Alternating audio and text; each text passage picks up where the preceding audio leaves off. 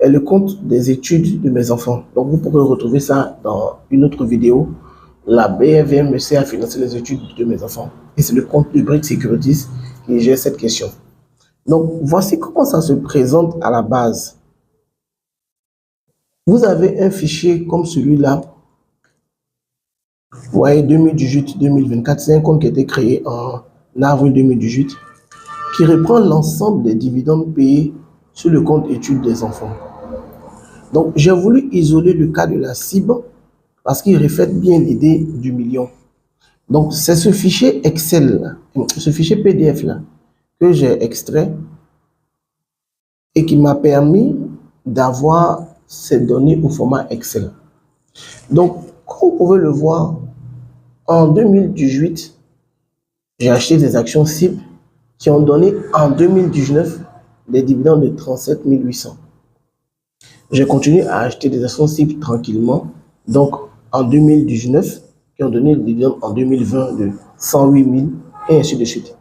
Dans la présentation des relevés de dividendes, les SGI précisent bien l'exercice comptable qui a généré ce dividende. Donc, les exercices comptables apparaissent ici, vous voyez 2018, 2022, 2020. Et là, c'est les dates d'encaissement.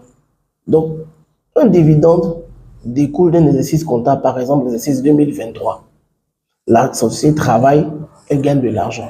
Mais c'est en 2024 qu'elle va reverser les dividendes aux actionnaires. Donc ça, vous devez bien comprendre cette petite subtilité-là.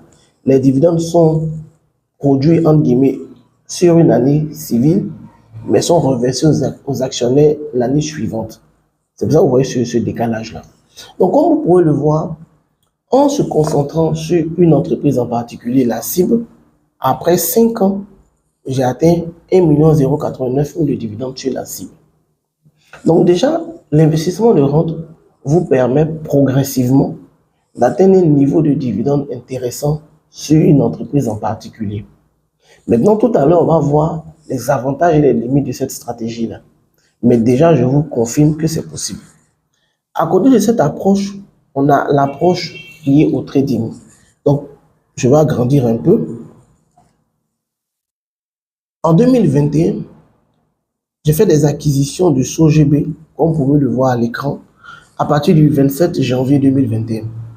Progressivement, avec les prix et les quantités qui s'affichent jusqu'en août 2021. Au total, j'ai investi 1 832 800 en achat d'actions SOGB. Au total, j'en ai pris 600. Et sur la fin de l'année, donc entre septembre, comme vous pouvez le voir sur l'écran,